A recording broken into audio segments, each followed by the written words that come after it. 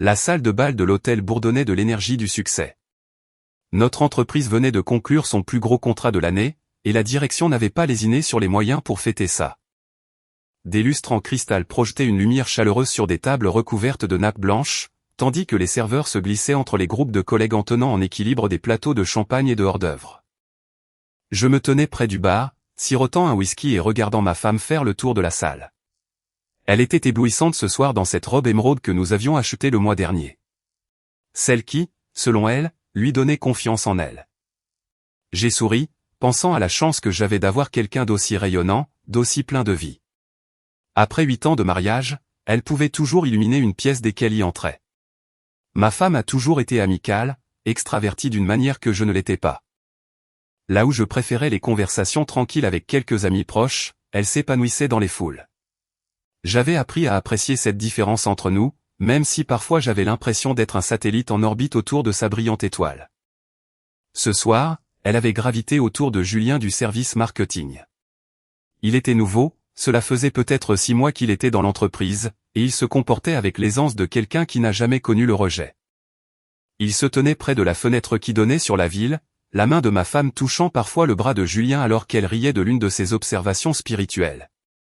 J'ai ressenti un petit pincement au cœur, mais je l'ai ignoré. Elle était juste amicale. C'était dans sa nature. De plus, Julien était fiancé à une femme de la comptabilité. C'était du réseautage inoffensif, le genre de choses que tout le monde faisait à ce type d'événement. Quel spectacle, a dit Thomas, mon collègue de la finance, en s'approchant de moi. Il a suivi mon regard. Ta femme a un succès fou ce soir. J'ai haussé les épaules, essayant de paraître détaché. Elle a toujours été sociable. C'est l'une des choses que j'aime chez elle. Thomas a haussé un sourcil mais n'a rien dit, prenant une longue gorgée de son verre. Le silence entre nous semblait lourd de non-dit. À l'autre bout de la pièce, ma femme a rejeté la tête en arrière en riant, sa main reposant maintenant sur l'avant-bras de Julien. Le geste a duré une fraction de seconde de trop. La fiancée de Julien est apparue dans ma vision périphérique, l'air tendu en observant leur interaction. Je vais me reprendre un verre, ai-je murmuré à Thomas en me dirigeant de nouveau vers le bar. En attendant le barman, j'ai surpris des bribes de conversation autour de moi. Les discussions sur la fusion, les projets du week-end, les ragots de bureau, les bavardages habituels d'une soirée. Mais ensuite, j'ai entendu son prénom. Elle a du culot, a dit une voix de femme derrière moi, de flirter comme ça alors que son mari est juste là. Peut-être qu'il s'en fiche, a répondu une autre voix. Ou peut-être qu'il ne voit rien, tout simplement. Je me suis légèrement tourné, essayant d'identifier celles qui parlaient, mais elles avaient déjà disparu dans la foule. Ma mâchoire s'est crispée. J'ai pris mon nouveau verre et je me suis déplacé vers un autre point d'observation, un endroit d'où je pourrais observer sans être trop visible. Ma femme s'était éloignée de Julien maintenant, circulant de groupe en groupe, son rire résonnant à travers la pièce comme un carillon éolien. Mais il y avait quelque chose dans sa façon de bouger, dans la façon dont elle orientait son corps vers les hommes avec qui elle parlait, que je voyais clairement pour la première fois. Ou peut-être que je l'avais toujours vu, mais que je m'étais convaincu que j'étais paranoïaque, peu sûr de moi, jaloux sans raison.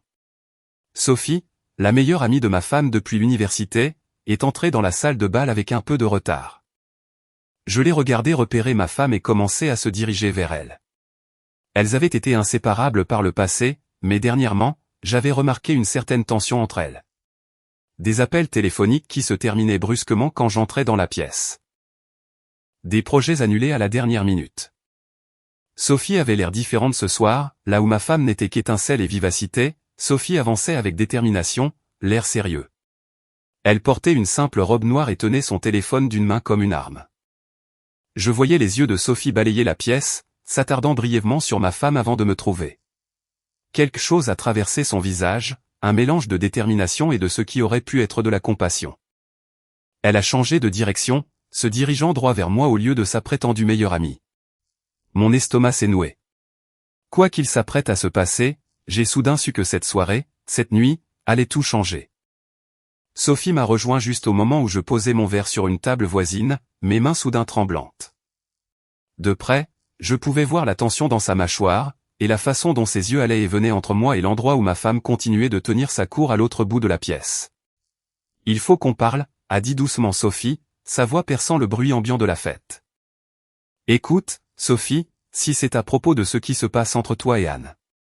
C'est à propos de ce qui se passe entre toi et ta femme, m'a-t-elle interrompu, d'un ton assez sec pour m'arrêter au milieu de ma phrase. Ou plutôt, ce qu'elle pense qu'il se passe. Ce qu'elle raconte partout. Avant que je puisse répondre, le rire de ma femme a de nouveau retenti, plus fort cette fois. Nous nous sommes tous les deux tournés pour la voir avec un autre groupe, sa main posée sur l'épaule de Jérôme du service commercial. L'expression de Sophie s'est durcie. Depuis combien de temps es-tu au courant, ai-je demandé, la voix à peine plus haute qu'un murmure. Depuis trop longtemps, a répondu Sophie. Je pensais qu'elle finirait par arrêter, qu'elle réaliserait ce qu'elle risquait. Mais ça a empiré. Elle a fait une pause, reprenant son souffle. Elle pense que tu es aveugle. Elle le répète depuis des mois. Ces mots m'ont frappé comme un coup de poing. Elle le répète à qui? À moi, à d'autres amis dans notre discussion de groupe. Les doigts de Sophie se sont resserrés autour de son téléphone. Elle dit que tu es un ignorant inoffensif. Elle dit, il est tellement désespéré de la garder qu'il ignorera tout ce qu'elle fait. J'ai senti le sang quitter mon visage. Autour de nous, la fête continuait, inconsciente du tremblement de terre qui se produisait dans ce coin de la pièce. Quelqu'un a fait teinter un verre pour porter un toast. Un autre éclat de rire a éclaté près de la table des desserts. Pourquoi me dis-tu tout ça, ai-je demandé, même si je n'étais pas sûr de vouloir connaître la réponse. L'expression de Sophie s'est légèrement adoucie. Parce que tu mérites mieux. Parce que je ne peux pas être amie avec quelqu'un qui traite son partenaire comme une plaisanterie. Elle a jeté un œil à son téléphone. Et parce que ce soir, elle est allée trop loin. Avant que je puisse demander ce qu'elle voulait dire, Sophie m'a attrapé le bras doucement mais fermement et a commencé à marcher vers l'endroit où se trouvait ma femme. Mon cœur tambourinait contre mes côtes. Je voulais me dégager pour arrêter ce qui allait se passer, mais mes pieds ont continué à avancer. Ma femme nous a vus approcher. Pendant une fraction de seconde, quelque chose a traversé son visage. De la surprise, peut-être de l'inquiétude, avant qu'elle ne retrouve son sourire de soirée. « Ah, vous êtes là » s'est-elle exclamée d'une voix enjouée. J'étais justement en train de parler à tout le monde d'eux. « Ton tour est fini » a annoncé Sophie, sa voix portant clairement à travers le cercle de personnes soudainement silencieuses. Elle s'est rapprochée de moi, sa prise sur mon bras se resserrant. Il est avec moi maintenant. Le sourire s'est figé sur le visage de ma femme. La robe émeraude qui m'avait paru si belle plus tôt semblait maintenant criarde sous la lumière du lustre. Plusieurs personnes dans notre entourage immédiat ont cessé de parler, sentant le drame arriver. « Sophie, qu'est-ce que tu » a commencé ma femme, tentant un rire qui est sorti étranglé. « Arrête. » Sophie l'a coupé. « Ne fais pas semblant de ne pas savoir exactement de quoi je parle. » Elle a brandi l'écran de son téléphone face à ma femme. « Dois-je lire certains de tes messages à voix haute ou préfères-tu t'expliquer toi-même » Le visage de ma femme a pâli, toutes ses couleurs la quittant comme si quelqu'un l'avait vidé de son sang. Ses yeux ont filé vers moi, puis sont revenus sur Sophie, avant de parcourir le public de plus en plus nombreux. Je pouvais voir son esprit s'emballer, essayant de calculer sa prochaine action. « S'il te plaît, on ne peut pas faire ça ici » a chuchoté ma femme, essayant de reprendre le contrôle. « Pourquoi pas ?» La voix de Sophie est restée ferme, presque clinique. « Tu n'as eu aucun problème à discuter de ton mariage ici. Tu n'as eu aucun problème à flirter avec la moitié des hommes de cette pièce, convaincu que ton mari était, et je cite, trop pitoyable pour réagir. » Je n'ai jamais dit pitoyable, a faiblement protesté ma femme. « Tu as raison. » Sophie a fait glisser son doigt sur l'écran de son téléphone. Le mot exact que tu as utilisé était le soumis. Tu as dit qu'il était trop soumis pour te quitter un jour, quoi que tu fasses. La petite foule autour de nous était devenue silencieuse. Je pouvais sentir leurs yeux sur nous, sur moi, attendant de voir comment j'allais réagir. Ma femme a tendu la main vers moi, les yeux soudainement embués de larmes. « Chérie, je t'en prie. » Elle sort les choses de leur contexte. Tu sais comment Sophie exagère. « Montre-lui » a dit Sophie d'un ton plat. « Montre-lui les captures d'écran, ou je le ferai. » La main de ma femme est retombée. Sa bouche s'est ouverte puis refermée. Aucun mot n'est sorti. Dans cet instant de silence, j'ai compris que tout ce que disait Sophie était vrai. Peut-être que je l'avais su au fond de moi, mais que j'avais eu trop peur de l'admettre. Je crois qu'on devrait partir, ai-je dit doucement en regardant ma femme. Nous nous retrouvâmes dans le couloir de l'hôtel, à l'écart de la fête, mais nous pouvions toujours entendre la musique étouffée et les conversations qui filtraient à travers les murs. Les sons festifs semblaient obscènes maintenant, comme des rires à un enterrement. Ma femme s'est adossée au mur, son maquillage soigneusement appliqué commençant à couler. Sophie se tenait à côté de moi, téléphone en main, attendant. « S'il te plaît », a dit ma femme d'une toute petite voix. « On peut juste rentrer à la maison et parler de ça en privé. »« C'est là-dessus que tu comptais, n'est-ce pas ?» a rétorqué Sophie. Qu'il voudrait garder ça privé, qu'il serait trop embarrassé pour faire un scandale. C'est littéralement ce que tu nous as dit, que sa fierté le ferait taire. Les yeux de ma femme ont brillé de colère. C'est entre mon mari et moi, Sophie. Tu n'en as pas le droit. J'en ai tout à fait le droit en tant que personne qui tient à lui, a répliqué Sophie. Quelqu'un devait lui dire la vérité puisque tu ne l'aurais manifestement jamais fait. J'ai levé la main pour mettre fin à la dispute. Montre-moi, ai-je dit à Sophie, d'une voix sourde. Montre-moi ce qu'elle a dit. Sophie a hésité un instant, son expression s'adoucissant en me regardant. Tu es sûr? J'ai hoché la tête, ne faisant pas confiance à ma voix. Elle a déverrouillé son téléphone et a commencé à faire défiler l'écran. Ma femme a fait un mouvement vers elle comme pour attraper l'appareil, mais je me suis interposé entre elles. Elle s'est arrêtée, enroulant plutôt ses bras autour d'elle-même. Sophie a tenu le téléphone pour que je puisse lire. La première capture d'écran montrait une discussion de groupe nommée Soirée Filles avec 5 participantes, dont ma femme et Sophie. Les messages dataient d'il y a 3 semaines.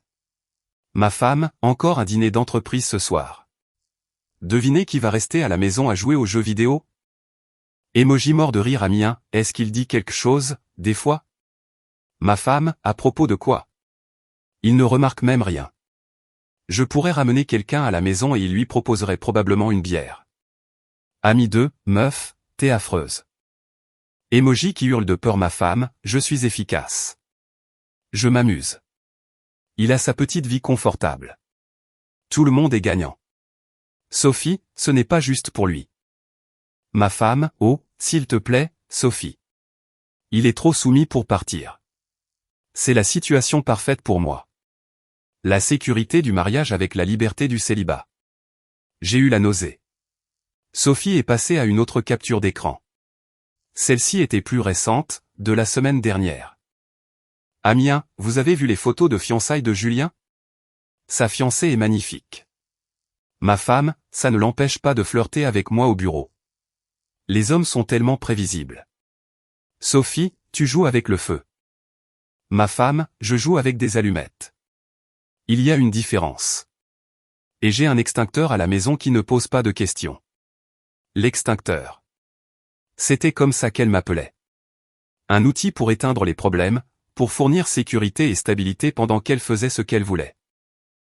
Il y en a d'autres, a dit doucement Sophie. Mais j'ai secoué la tête. J'en avais assez vu. Ma femme avait glissé le long du mur et était maintenant assise par terre, sa robe hors de prix étalée autour d'elle. Les larmes coulaient librement sur son visage, emportant le mascara avec elle. Je ne le pensais pas, a-t-elle chuchoté. C'était juste des mots, de stupides discussions entre amis. J'avais besoin de vider mon sac. Vider ton sac à propos de quoi, ai-je demandé d'une voix étonnamment calme. À propos de quoi exactement avais-tu besoin de vider ton sac? Du mari qui a fait des heures supplémentaires pour que tu puisses faire ce voyage aux États-Unis? De celui qui t'a soutenu dans ta reconversion professionnelle? Qui a pris soin de toi quand ton père est mort? Ça ne te concernait pas, a-t-elle insisté désespérément. Ça me concernait, moi. J'essayais juste de me sentir. Je ne sais pas intéressante. Importante. En te faisant passer pour un minable. En faisant semblant d'avoir une sorte de pouvoir. Elle s'est levée, la voix montant dans les tours. Sais-tu ce que c'est que d'être marié à quelqu'un que tout le monde trouve si gentil, si parfait, toujours fiable, toujours stable? C'était étouffant. L'honnêteté de la situation frappait plus fort que les mensonges. Au moins, maintenant, je voyais quelque chose de réel. Donc, tu avais besoin de prouver que tu avais le contrôle, ai-je dit lentement, commençant à comprendre. En flirtant avec d'autres hommes, en voyant jusqu'où tu pouvais aller avant que je réagisse. En disant à tes amis que j'étais trop faible pour t'en empêcher. Ce n'était pas comme ça. C'était exactement comme ça. La voix de Sophie a tranché net. Elle a tourné son téléphone pour montrer à ma femme une autre capture d'écran. Celle-ci date de ce soir. 20 minutes avant que je ne vienne te chercher. Lila. Le visage de ma femme est passé de pâle à grisâtre. Ma femme, Julien vient de me demander de danser. Ça va être amusant. Mon petit mari est au bar, complètement à l'ouest comme d'habitude, emoji qui souffle du nez, Sophie, arrête de me lancer ce regard. Il va bien. Il s'en fiche. Sophie, je vais tout lui dire ce soir. Ma femme, tu n'oserais pas, Sophie, regarde-moi faire. Tu étais prévenue, a dit Sophie d'un ton plat. Tu savais que je ne supportais plus de te voir l'humilier, et tu n'as quand même pas pu t'en empêcher. Ma femme m'a regardé, m'a vraiment regardé, peut-être pour la première fois depuis des mois. Je t'aime vraiment, a-t-elle dit, et pendant un instant, elle a parlé comme la femme que j'avais épousée. Je sais que j'ai tout gâché, mais je t'aime. J'ai réfléchi à cela, à l'amour, au respect, et à la différence entre les deux. Peut-être que oui, ai-je fini par dire, mais tu ne me respectes pas. Et je ne sais pas ce qui est pire, le fait que tu ne me respectes pas, ou le fait que je t'ai laissé faire pendant si longtemps. Nous ne sommes pas retournés à la soirée. J'ai envoyé un message d'excuse à mon patron, invoquant une urgence familiale, pendant que ma femme restait assise dans le hall de l'hôtel, pleurant toujours, et que Sophie montait la garde comme une sentinelle. D'autres invités de la soirée passaient de temps en temps, leur regard curieux ajoutant du poids à l'humiliation que je ressentais maintenant pleinement. Je vais prendre une chambre d'hôtel ici, ai-je annoncé. Pour ce soir. On verra pour le reste demain. Non, je t'en prie. Ma femme s'est levée rapidement, manquant de trébucher sur ses talons. Rentre à la maison. Nous devons en parler. Nous pouvons arranger ça. Qu'y a-t-il à arranger, ai-je demandé, sincèrement curieux. Le manque de respect, les mensonges, le fait que tu traites notre mariage comme une vaste blague depuis des mois, peut-être plus longtemps encore. J'ai fait des erreurs. Des erreurs. Le mot est sorti plus durement que je ne le voulais. Une erreur, c'est oublier un anniversaire. Une erreur, c'est une remarque irréfléchie sous le coup de la colère. Ce que tu as fait était délibéré, calculé. Tu as construit toute une histoire sur mon imbécilité, et tu l'as partagée avec tes amis pour vous divertir. Sophie s'est raclé la gorge. Je devrais y aller. J'ai dit ce que j'avais à dire. Elle a regardé ma femme avec ce qui ressemblait à de la tristesse. J'espère que tu comprendras pourquoi tu as ressenti le besoin de blesser quelqu'un qui n'a jamais fait que t'aimer. Puis, s'adressant à moi, si tu as besoin de quoi que ce soit, un endroit où dormir, quelqu'un à qui parler, appelle-moi. Après le départ de Sophie, ma femme et moi sommes restés dans un silence gêné. Le hall de l'hôtel a poursuivi son rythme nocturne autour de nous. Des voyageurs d'affaires qui s'enregistraient. Des couples se dirigeant vers le restaurant. Une famille avec des enfants fatigués traînant leurs bagages vers les ascenseurs. Quand est-ce que ça a commencé, ai-je demandé. Quand as-tu commencé à me voir comme quelqu'un dont on se moque au lieu de quelqu'un à aimer? Elle a essuyé ses yeux, étalant ce qu'il restait de son maquillage. Je ne sais pas, ça a été progressif. Tu étais toujours si compréhensif, si patient. Au début, j'adorais ça chez toi. Mais ensuite tu as commencé à me tester, à repousser les limites pour voir jusqu'où tu pouvais aller. Elle a hoché la tête avec un air misérable. Je crois que je voulais que tu te battes, que tu deviennes jaloux ou en colère, que tu montres un peu de fougue. Quand tu ne l'as pas fait, quand tu as juste continué à être gentil et compréhensif, j'ai commencé à voir ça comme une faiblesse au lieu d'une force. L'honnêteté était brutale, mais je l'appréciais davantage que ses précédents démentis. Donc, tu m'as puni pour avoir été ce que tu disais vouloir. Je suis tellement désolé. Sa voix s'est brisée. Je sais que j'ai détruit ta confiance. Je sais que je t'ai humilié devant tes collègues, mais 8 ans, ça doit bien signifier quelque chose. Nous pouvons suivre une thérapie de couple. Je ferai tout ce qu'il faudra. J'ai repensé à ces 8 années. Au bon moment, et il y en avait eu beaucoup. Désormais, il me semblait entaché, comme des photographies qui auraient été retouchées. Combien de fois avait-elle ri avec moi tout en prévoyant de rire de moi avec ses amis? Combien de moments intimes avaient été soigneusement rangés pour servir de munitions dans des discussions de groupe? Sais-tu au moins qui je suis, ai-je demandé. Pas l'extincteur. Pas le mari ignorant inoffensif. Moi? Sais-tu ce qui compte pour moi? Ce qui m'empêche de dormir la nuit? De quoi je rêve? Elle a ouvert la bouche, puis l'a refermée. Ce silence était une réponse bien suffisante. Je vais prendre cette chambre, ai-je dit. Rentre à la maison. Demain, on parlera des aspects pratiques, de qui va vivre où, des avocats si on en arrive là. Mais ce soir, j'ai besoin d'espace. Des avocats. Sa voix est devenue stridente. Tu parles déjà de divorce? Je parle de me protéger. Ce que j'aurais dû faire il y a bien longtemps. Alors que je me dirigeais vers le comptoir de la réception, elle m'a interpellé. Je ne suis pas la méchante de l'histoire. J'ai fait des erreurs, mais tu n'étais pas parfait non plus.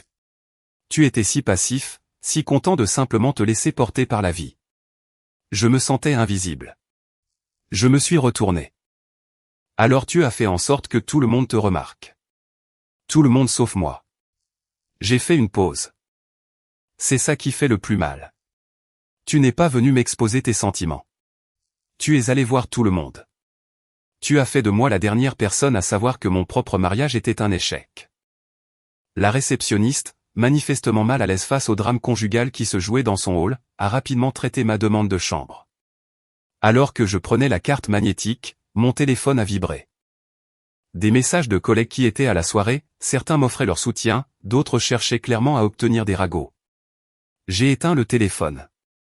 Ma femme se tenait toujours là, l'air perdu dans sa robe hors de prix, quand les portes de l'ascenseur se sont refermées. La chambre d'hôtel était standardisée et propre, avec ses couleurs neutres, son art abstrait, et sa légère odeur de produits d'entretien industriel. Je me suis assis sur le bord du lit, toujours en costume, et j'ai laissé la soirée repasser en boucle dans mon esprit. Le pire n'était pas l'humiliation ni même la trahison. C'était de réaliser que j'avais été complice de mon propre rabaissement. En ne fixant pas de limites, en acceptant des comportements qui me mettaient mal à l'aise parce que je ne voulais pas paraître jaloux ou possessif, j'avais rendu possible exactement ce que je redoutais. Mon téléphone a vibré à nouveau. Je l'avais éteint, mais apparemment pas complètement. Un message de Thomas, mon collègue de la soirée, venait d'arriver. Je ne sais pas ce qui s'est passé, mais je t'ai vu partir avec Sophie. Quoi qu'il en soit, tu ne méritais pas de la prendre de cette façon. On a tous vu comment elle te traite. Tu vaux mieux que ça. Ainsi, mes collègues l'avaient remarqué. Bien sûr qu'ils l'avaient remarqué. J'avais été le seul à être aveugle face à tout cela, ou peut-être juste le plus déterminé à le rester.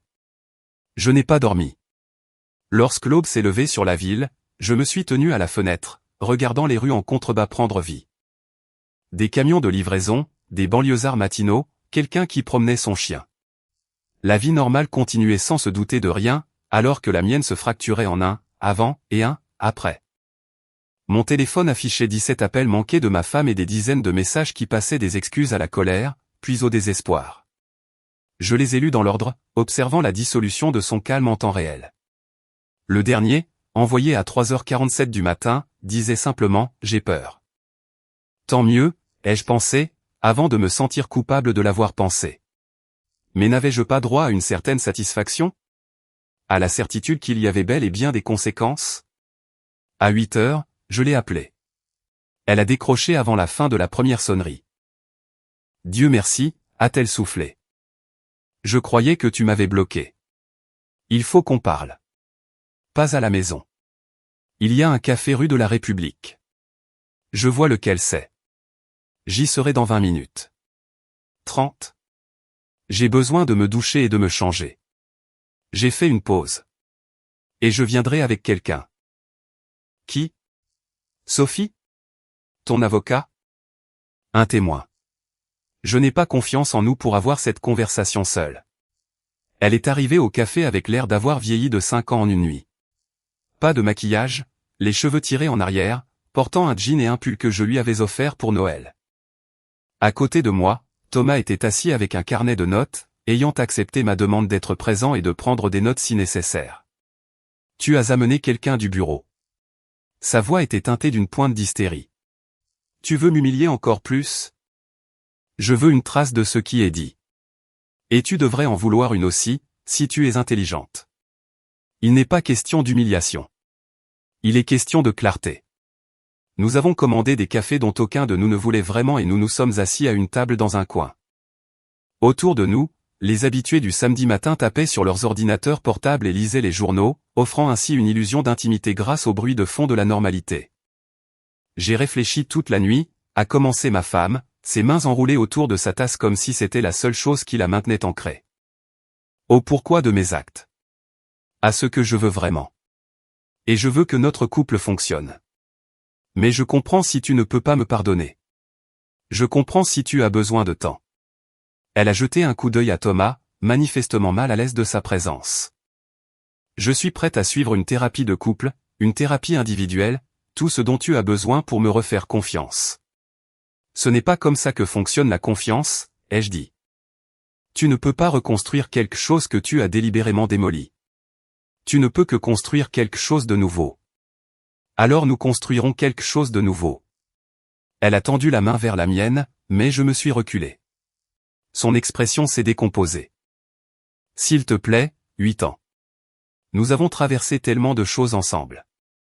Nous avons traversé des choses côte à côte, ai-je corrigé. Mais je ne suis pas sûr que nous les ayons traversées ensemble. Pas vraiment. Pas avec le respect que cela exige. Thomas s'est agité sur sa chaise, mal à l'aise, mais il est resté silencieux. Son rôle était clair. Témoin, et non participant. Le calme de ma femme a finalement volé en éclats. Qu'est-ce que tu attends de moi? Tu veux que je te supplie? Très bien, je t'en supplie. Tu veux que j'admette que j'ai été cruel et stupide, et que je t'ai pris pour acquis? Je l'admets. De quoi as-tu besoin d'autre? J'ai besoin que tu comprennes qu'il ne s'agit pas de ce que tu as fait hier soir. Il s'agit de la personne que tu es depuis des mois, peut-être des années. Il s'agit d'un manque de respect si profond que tu l'as partagé avec tes amis comme si c'était un divertissement. Je sais. Je n'ai pas fini. Ma voix est restée égale mais ferme. Tu dois comprendre que je ne suis plus la même personne qui est entrée à cette soirée hier. Cette version de moi t'aurait trouvé des excuses. Se serait convaincu qu'elle exagérait. Cette version-ci. J'ai croisé son regard. Cette version-ci connaît sa valeur. Elle sanglotait ouvertement maintenant, ne se souciant plus du lieu public. Alors, c'est tout. Tu as déjà pris ta décision. Non, ai-je dit, nous surprenant tous les deux. J'ai décidé que je ne pouvais pas encore décider. J'ai besoin de temps. De vrai temps, pas d'un week-end. Et j'ai besoin d'espace. Je vais aller m'installer chez mon frère pour un certain temps. Combien de temps? Je ne sais pas. Quelques semaines, peut-être plus. Pendant ce temps, je ne veux pas d'appel téléphonique. À moins que ce ne soit pour des questions logistiques. Je ne veux pas de promesses ni de marchandage. J'ai besoin que tu restes seul avec ce que tu as fait et que tu essaies de découvrir si tu sais au moins pourquoi tu l'as fait.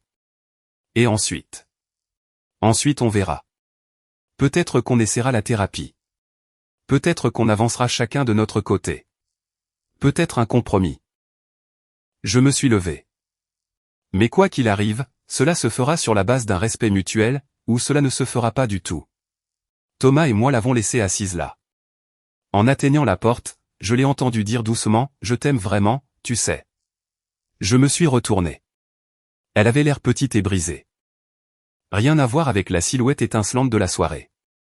Je crois que c'est le cas, mais l'amour sans le respect n'est qu'une autre forme d'accaparement, et je ne veux plus qu'on profite de moi. 2 mois plus tard, nous avons signé les papiers du divorce dans le bureau d'un avocat en centre-ville. Elle a pleuré. Pas moi. Nous avions essayé 3 séances de thérapie de couple, mais le problème fondamental subsistait. Elle voulait être pardonnée pour que la vie puisse redevenir normale. Tandis que j'avais compris que cette normalité avait été le problème depuis le début. Le divorce a été civil, relativement rapide et équitable. Elle a gardé l'appartement. J'ai gardé la voiture et la plupart de nos économies. Elle a accepté sans se battre, comprenant peut-être qu'elle avait perdu le droit de négocier. Sophie a appelé le lendemain du dépôt des papiers. « Comment vas-tu » ? Mieux que ce à quoi je m'attendais, ai-je répondu honnêtement. Triste, mais pas anéanti. Surtout soulagé, en fait. Tant mieux. Tu mérites mieux. Une pause. Je suis désolé d'avoir attendu si longtemps pour te le dire. J'aurais dû parler plus tôt. Tu me l'as dit quand j'étais prêt à l'entendre. Peut-être pas un jour trop tôt. Je le pensais sincèrement. 6 mois après la soirée, j'ai croisé mon ex-femme dans une librairie. Elle était avec quelqu'un d'autre, riant de cette même manière étincelante. Quand elle m'a vu, son rire s'est éteint. Nous avons échangé des banalités maladroites. Elle allait bien. Son nouveau travail était super. Elle espérait que j'étais heureux. Je le suis, ai-je dit. J'y arrive petit à petit, en tout cas. En m'éloignant, je l'ai entendu dire à son compagnon, c'est mon ex-mari. J'ai vraiment tout gâché avec lui. Au moins, elle avait fini par comprendre. Je fréquente quelqu'un, à présent. Quelqu'un qui pense que ma stabilité est une force, et non une faiblesse à exploiter. Quelqu'un qui parle de moi avec respect à ses amis, parce qu'elle me respecte d'abord en privé. C'est encore nouveau, encore fragile, mais c'est construit sur l'honnêteté. Parfois, je repense à cette soirée, à la femme avec qui j'étais marié et au mari que j'étais. Nous jouions tous les deux des rôles que nous pensions devoir jouer, au lieu d'être honnêtes sur qui nous étions vraiment. La différence, c'est que j'essayais d'être fidèle aux vœux que j'avais prononcés, tandis qu'elle essayait de voir combien elle pouvait en briser avant que je ne m'en aperçoive. Sophie et moi prenons parfois un café ensemble. Elle ne dit jamais, je te l'avais bien dit. Bien qu'elle en aurait tout à fait le droit. Au lieu de cela, elle me demande juste comment je vais. Comment je vais vraiment. Et elle écoute ma réponse sincère. Les ragots d'entreprise à propos de la soirée se sont en grande partie calmés. Certaines personnes me traitent avec une gentillesse supplémentaire, d'autres avec cette distance inconfortable que l'on réserve à ceux qui ont été publiquement blessés. J'ai appris à accepter les deux avec la même grâce. Je ne suis plus l'extincteur, existant seulement pour sécuriser le chaos de quelqu'un d'autre. Je ne suis plus le mari toujours ignorant, trop soumis pour exiger mieux. Je suis simplement moi-même, imparfait, apprenant, et en pleine reconstruction. Et pour la première fois depuis des années, j'ai l'impression que c'est amplement suffisant.